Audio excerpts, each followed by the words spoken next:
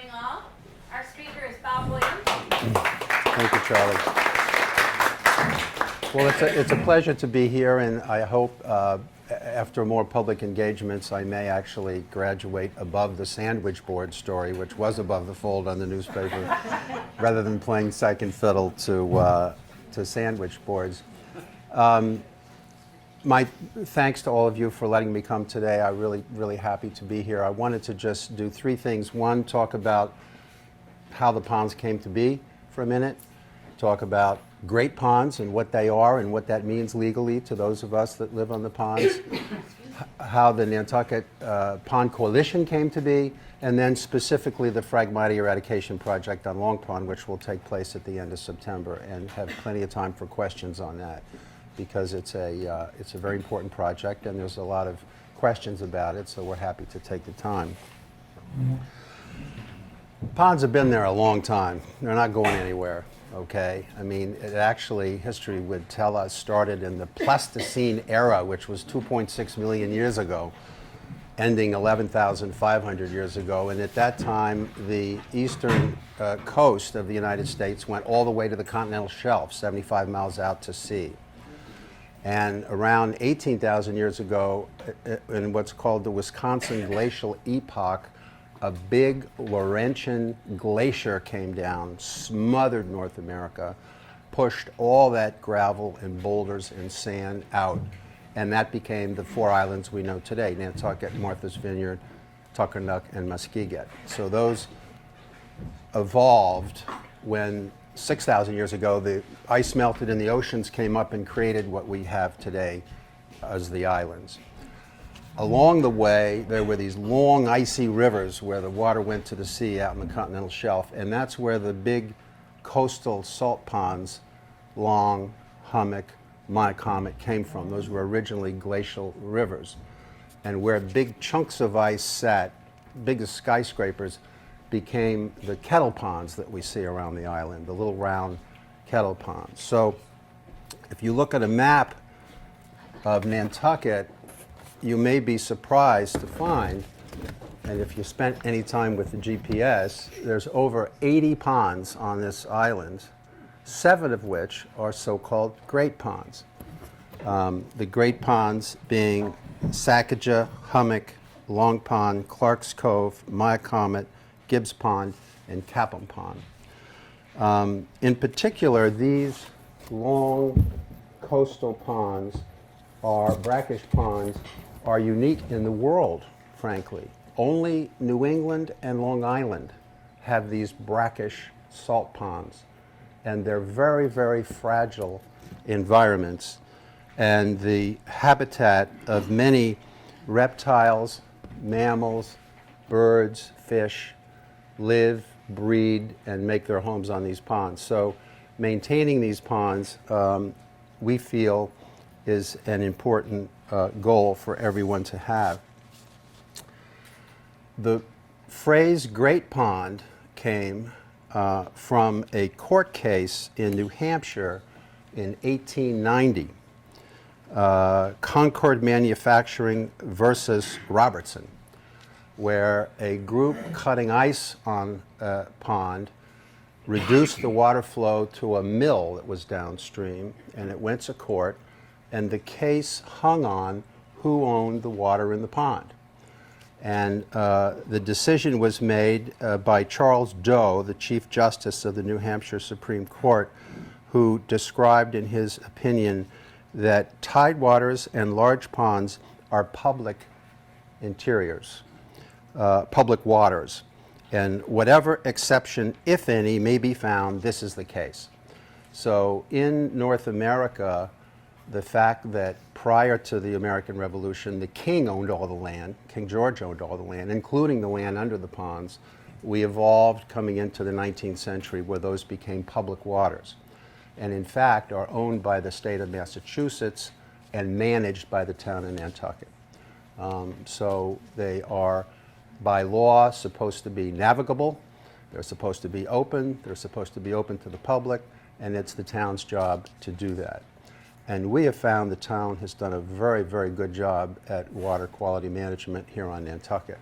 All of you may be aware of the enormous efforts that have been made in saltwater, eelgrass and scallops and the MEP reports and Brian Howe and all that stuff.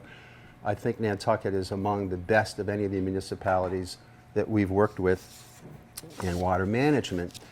We did find, however, Linda and I live on Hummock Pond for 15 years, and when we first got there, we could fish, we could catch crabs, we could throw out a send net and get minnows and all that stuff. And as one year led to the next, the pond got more and more cloudy with algae blooms and seeded plants and phragmites everywhere. You couldn't even see the water.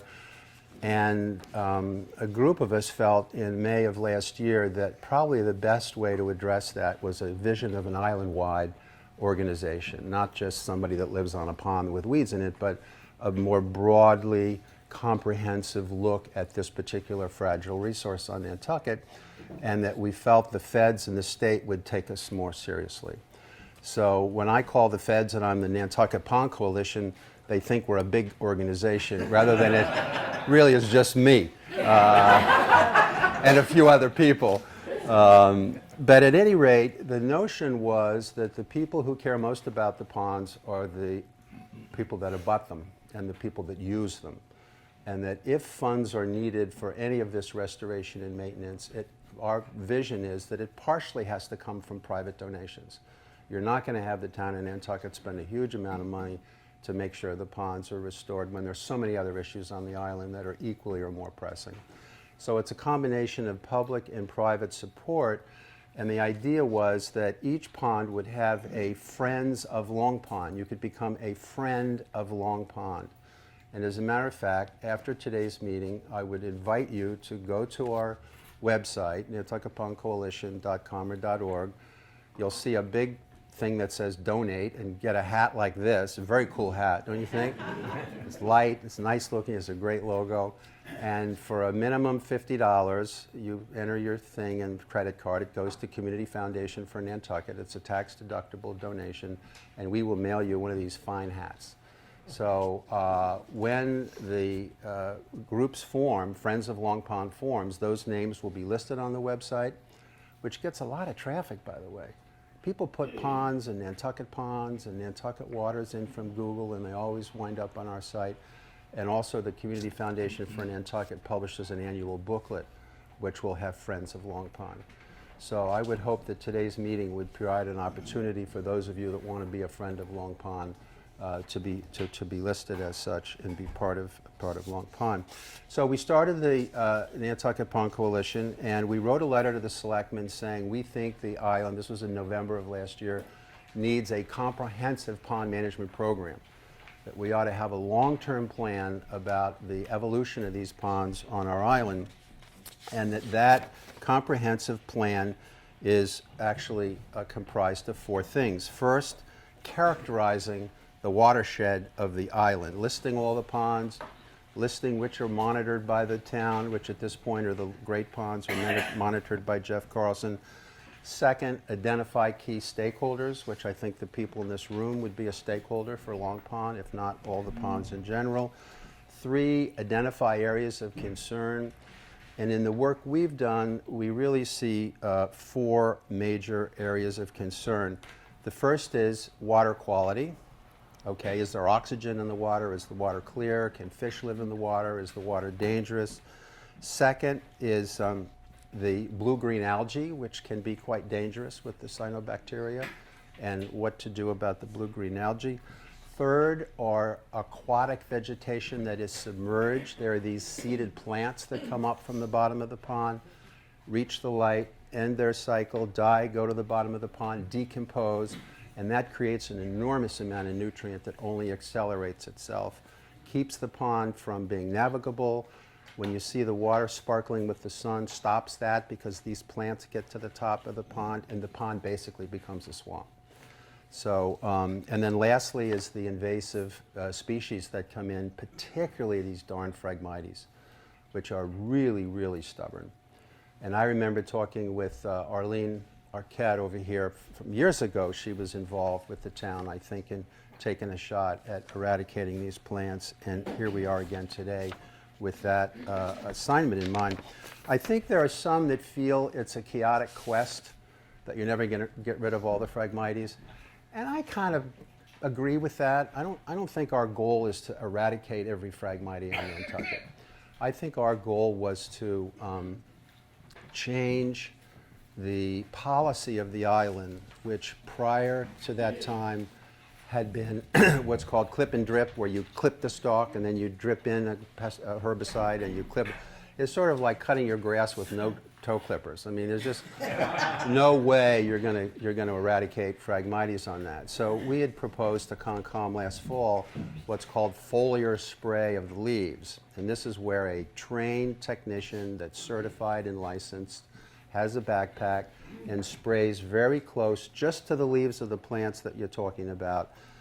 And the active ingredient called glyphosate goes through the phlegm, the connective tissue of the plant, down into the roots and kills the plant.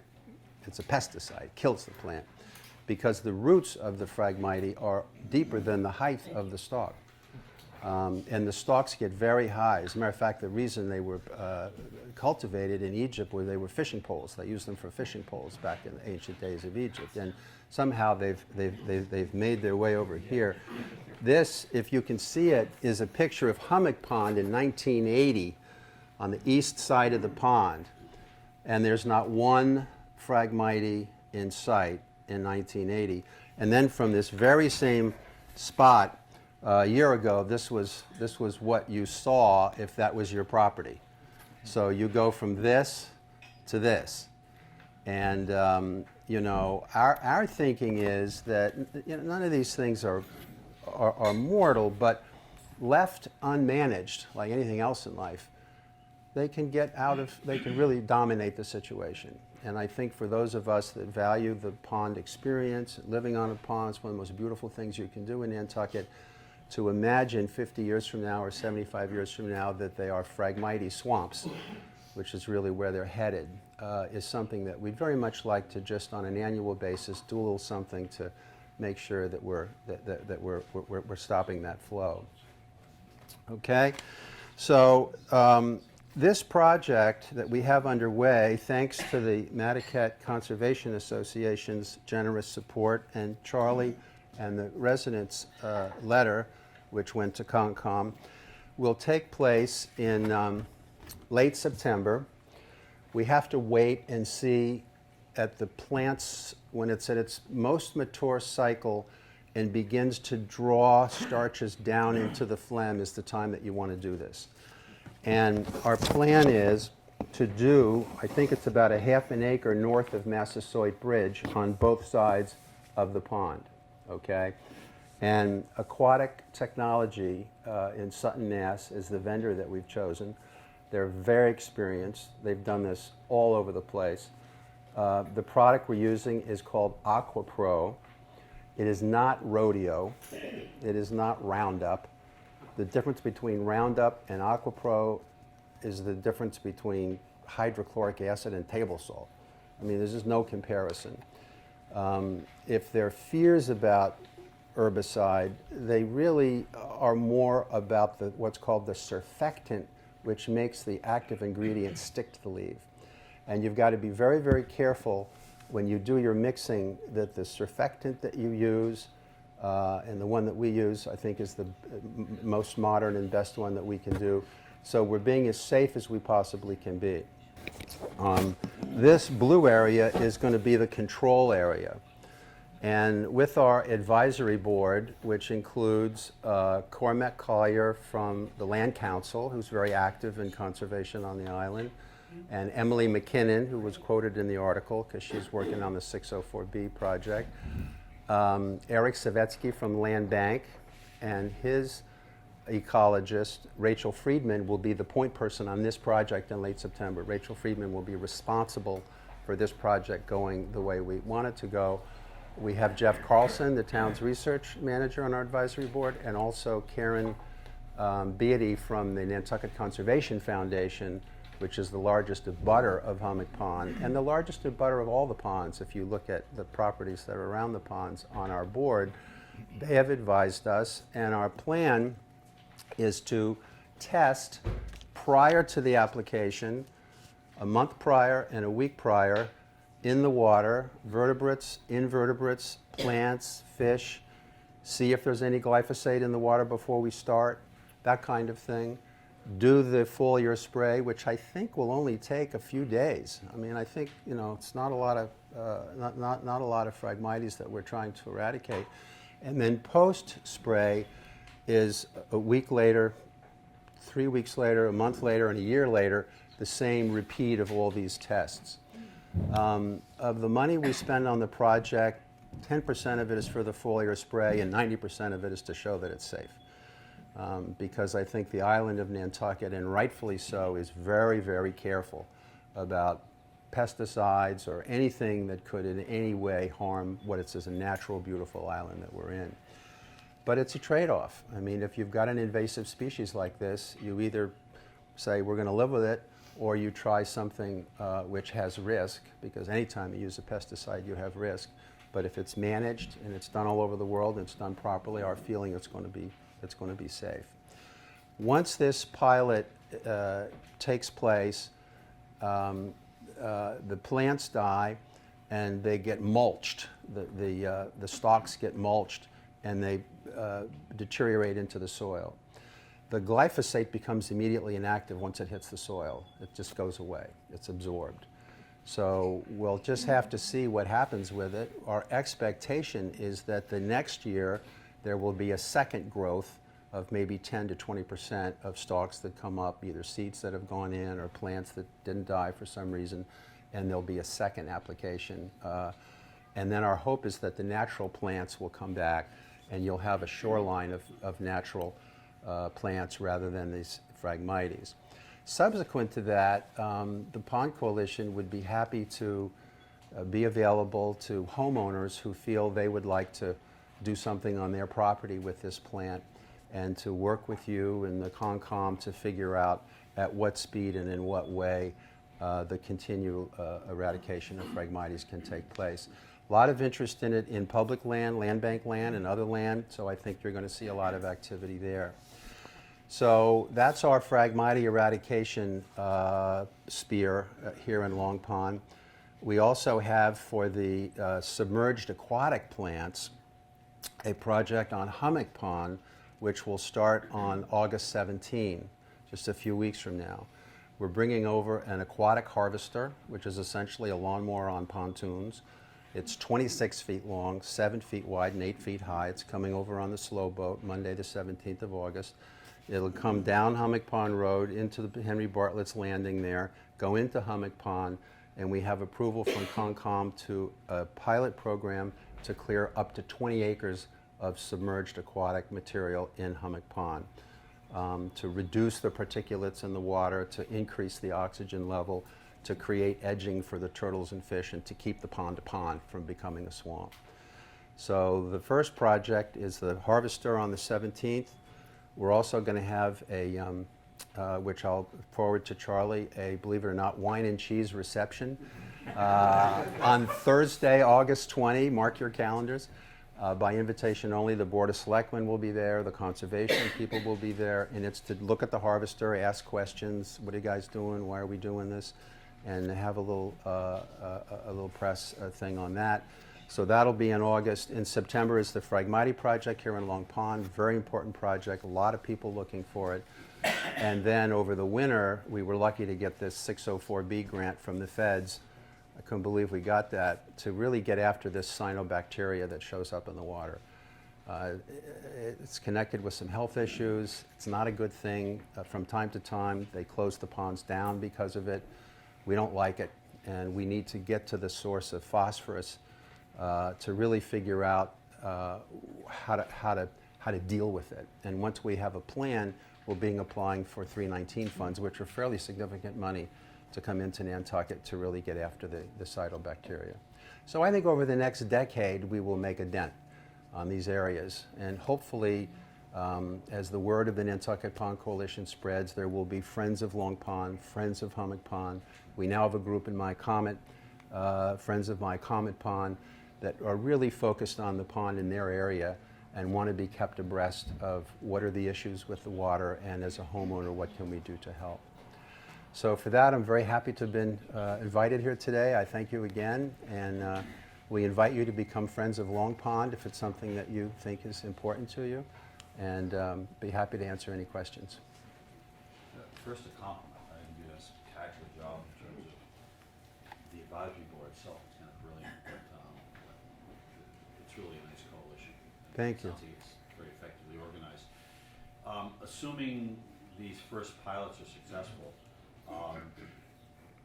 there's a lot more work, I presume, when you start to map out all the different ponds. What's the funding strategy? Do you anticipate how much of it's going to come from contributions, the town, the state, the feds, to roll this out and across the island? Good question. Good question. I don't know what the fraction will be, 50-50, 60-40, whatever. I think from the feds and the state, it's possible. We got 30,000 this year. I think we could get 30, 50 kind of number from different places. Bill Keating's been helpful. Tim Madden's been helpful. I mean, these guys make a phone call. It doesn't hurt.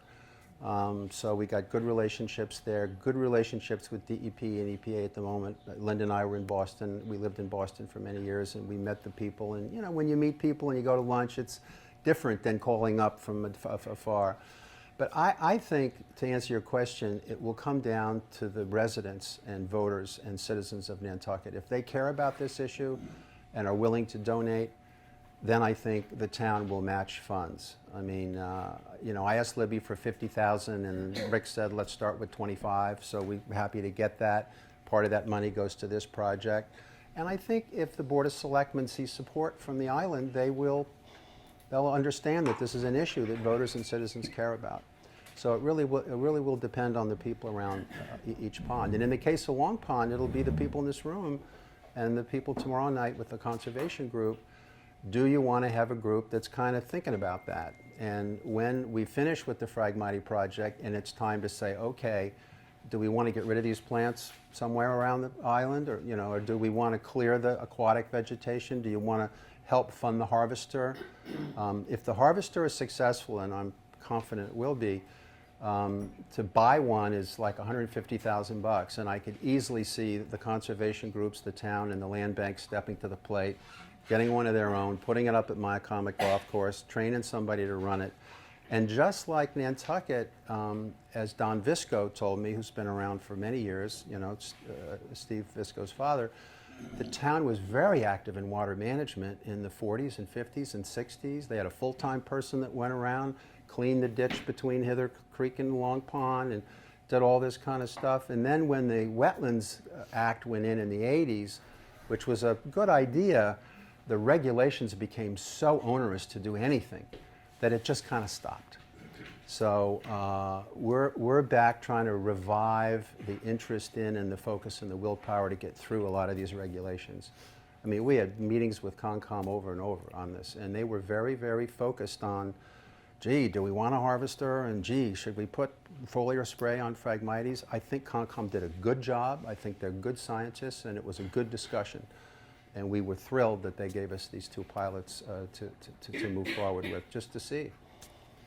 So, yes, I see. While you're making this valiant effort to clean out the ponds or make them better, are you educating the people who live around the ponds to stop using fertilizer on their lawns? Because otherwise, you're doing one thing and they're just setting it with their misuse of. Yeah, we hope to do that. In other words, I didn't want to begin to do outreach until we had something to talk about. And this, in fact, is our first public meeting. You're making history here. We've never had an Yeah, you're on the cutting edge out here in Madaket. There's no question of it. And I think that is critical. When I look at it, it is a difficult situation, because even with the guidelines for fertilizer that the land council and that particular group did, very hard to enforce it. Landscapers sit in that thing, don't even speak the English language and sign their name and all that. So it really becomes the responsibility of the homeowner, not the landscaper, to make sure that they're doing what they're doing. Household products. with all that phosphorus in it, you know, dishwasher and stuff. I mean, we've been chipping away at Stop and Shop for a year now trying to get to talk to somebody that would care enough to have a section in the store that would be a water-friendly section, and the products may cost a little more, and we're not asking them to take, you know, Cascade off the shelf, but for people who don't want to put phosphate in the water, that's an important factor. So fertilizer, household products, acid rain. There's a lot of nitrogen in the air now. So these are all things that were not here when the Wampanoag Indians were here. And it really is a matter of the fact that you've got 80,000 people in the summer with a sandy soil where water just goes right into these sinks. Those effects are called anthropogenic, meaning as a result of human beings being in near the water. And the Pond Coalition's philosophy is that all ponds eutrophy and become swamps. That's the way God made it, and we want to keep it that way. But the degree to which it is accelerated by human intervention is the degree to which we'd like to mitigate it with certain you know, initiatives that would sort of try and balance that out. As it's only going to get worse, and it accelerates on itself. So if you look at the GPS from the town at Hummock Ponds, that narrows that goes up to Madaket Road, and you look at the Phragmites, when the GPS started, I think in '86, if I remember, then to '96 to 2006, and then you extend it, there'll be no more narrows. You'll have a head of Hummock and you'll have the body of Hummock, and that pond will never be the same again. So, and maybe that's okay, and I don't think we're going to eradicate every Phragmite, but I would love to see, for example, Land Bank clear their section there as you come down Hummock Pond Road, and maybe the conservation clear a part of Sanford Farm so that people in Sanford Farm could come down and enjoy the herons, the ospreys, anybody that likes to see the sun sparkle on the pond and take out a send net and catch minnows and catch some perch and see the herons and see the ospreys. It's part of Nantucket and it has to stay. So hopefully that'll be what happens. What about the opening of the ponds? Is that stopped, and how does that affect what you're talking about? You know, that's a very good question. It's a very controversial issue. The anecdotal thinking is the Indians did it and the settlers did it, and at one point when the Clean Water Came Act, and legally you weren't allowed to do that anymore, and somebody went out with a shovel and got put in jail and all that. And the sort of notion is that it sort of flushes the pond and makes it clean again. But to be honest, the experts that I've talked to are aghast that we drain the ponds. The changes in pH and salinity make it very hard for a lot of natural things to live, and the things that live the best are these seeded plants that become excessive aquatic vegetation that accelerates it being a swamp.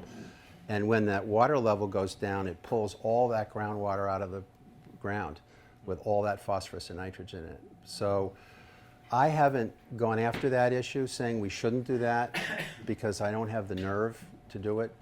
And there's a lot of other things that we can do concurrently with that I think are more important than that. But personally, I have very mixed feelings about draining the ponds and whether it's good for them or bad for them. It certainly keeps the basements in town dry, so that's one good reason. But it's a complicated issue, and I don't think there's a clear answer as to whether it's good or bad. Yes? I just had a comment with respect to the landscaping. I think last year when the town started doing things with the landscapers about the fertilizers that people can use, they actually did an outreach and education program for the landscaping group. And I don't know if it's available to everyone in general, but I was talking to one of the people who helped design it, and he said they did studies all over the island where you put fertilizer on your lawn, how long before it reaches the water table, 16 or 17 feet below. And I just thought it was a real eye-opener for me. The answer is 24 hours. Yeah, right. I think it's going to be 3 weeks as the stuff Goes right through the soil. It goes right through. Right So through. It really is actually in our interest as well to find something that doesn't just drain out and we're throwing money away too. That's right. That's right. And you know, if you follow the guidelines of the committee that worked on the fertilizer, you can have a green lawn. I mean, it's not that you have to choose between, you know, an ugly lawn and not being and not doing the right thing. There's a middle ground there where you can use a certain formula with low, you know, zero phosphate and so on. That's the right thing to use, and it still looks terrific. But I hear again, I think it's up to the resident to be aware of that and to do that. Yes. I know one of the main problems with water quality, especially out here where we have no town sewer, is the septage. Yeah. And that, going back to that report that was done a few years ago, you know, that was mentioned as the primary reason for the nutrients going in and having, and then those, you know, base level plants Yep. growing. And I know we've got Charlie and who else from our board? Oh, Kathy? Oh, on the On the sewer? Sewer planning work group. Oh, I'm okay. on that work Oh, group, yeah. right. And so that seems to me, in terms of bang for your buck or bang for, you know, what have you, you know, if we got sewer out here, and I know it's controversial for some people, but in terms of, I know Cormac Collier says that sewer systems are the greatest invention since the beginning of time, in terms of keeping places clean. So Yeah. how are we, how much pressure can we put Yeah. on that? And do you think we should, I mean, kind of what's the Yeah. sense of the group and all of that? Well, in that our group is member supported, each friend of Long Pond would have their own philosophy about that, because the coalition doesn't really, you know, have a philosophy other than its members. But personally, again, I get mixed feelings about it, because there's no question that leach fields and septic runoff contribute to nutrients in the water. The degree to which, if the entire island was 100% sewered, that's going to solve the problem, becomes the issue. And the experts that I talk to, particularly the people that manage the lakes for the state of Massachusetts, that are out in Worcester and so on, they've been doing it their whole careers, feel that if you could wave a wand and sewer the entire island tomorrow, you wouldn't feel the effect of that for 15 or 20 years. Because these ponds, as we said at the beginning, have been there since the Pleistocene age, since the Wisconsin Laurentian ice thing. And the amount of nutrient in the bottom of these ponds, particularly since the last decade, when going to the beach became a cool thing at the turn of the century, is a huge part of the issue. And fertilizer, septic runoff, and all that kind of stuff contribute, and you want to stop that as much as you can. But the real issue becomes the nutrients that are already in the pond from the last 100 years. And the way you get at that is dredging. And a lot of people dredge. If, as a matter of fact, there's a project up on Prospect Hill for Crosby Pond, where I think the homeowners have gotten together to get a permission from the Army Corps of Engineers to dredge that pond. It's a little tiny pond. You cannot afford to dredge Long Pond or My Comet Pond, and you're not going to do that. So the best you can do is treat the algae blooms, get the harvester in to cut back on the plants so at least you're mitigating it, and try and maintain the pond to where it is today rather than trying to get rid of all of it. I feel that the regulations that the Nantucket Health Department put in place, where it's a 6-foot separation instead of 5 and so on, personally I think are excessive. I don't think it matters whether you're 6 feet or 5 feet. And I see people spending $30,000, $40,000, $50,000 on these new septics, and I'm thinking, is this trade-off really what we want? So we're thinking hard about that, and we may come up with a solution to that, but it's a very important issue to resolve for everyone. Okay, do we have one final question? Larry Flannery, 16 Columbus. If, looking at your map, I have a house that abuts Long Pond. Yep.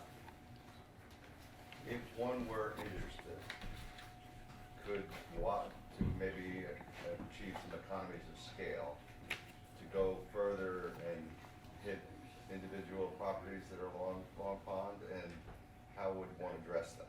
On the Phragmite project? Yeah. Well, we would address that by an additional notice of intent with Concom next year. In other words, we would say, in other words, what I would recommend, and I'd work with Charlie on this, is let's see if it's safe. Okay. Okay, and once we know it's safe, not by reading something on the internet, but by doing it, then, you know, I would invite, you know, come back next fall or through Charlie or whatever and say, look, for any homeowners that really want to get at this on their properties, let's make a list, Friends of Long Pond, look at what those are, and we'd be happy to assist with a notice of intent to Concom. And once that policy has been set, then it's just a matter of getting the permits to do it and getting an operator in that's licensed and qualified to do it. And that would be the next step. I don't think at this time we can add to what we're doing because the regulations are so strict. Thank you. And I would say that, I would add to that, that it was very, very significant on Bob's initiative for the Concom to agree to allow us to go forward with this pilot project. Because the way we view it, it establishes a precedent that will make it more difficult for Concom to deny an individual homeowner's request to treat the Phragmites in their property. Yeah. So we're very fortunate to have you among us, Bob, doing this work for all of the Great Ponds. And thank you so very, very much for coming here and for the work that you've been doing. Thank you, Charlie.